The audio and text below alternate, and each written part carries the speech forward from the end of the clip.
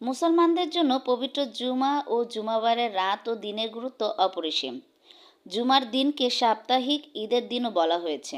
দিনটির গুরুত্ব বোঝাতে পবিত্র কোরআনে জুমা নামে একটি স্বতন্ত্র সূরাও নাজিল করা হয়েছে। জুমার নামাজ ইসলামের অন্যতম একটি নামাজ।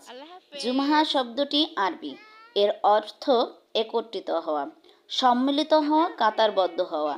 যেহেতু শুক্রবারে প্রাপ্তবয়স্ক মুসলমানরা একটি নির্দিষ্ট সময় একত্রিত হয়ে জামাতের সঙ্গে জোহরের নামাজের পরিবর্তে এই নামাজ আদায় করে, তাই এই নামাজটিকে জুমার নামাজ বলা হয়।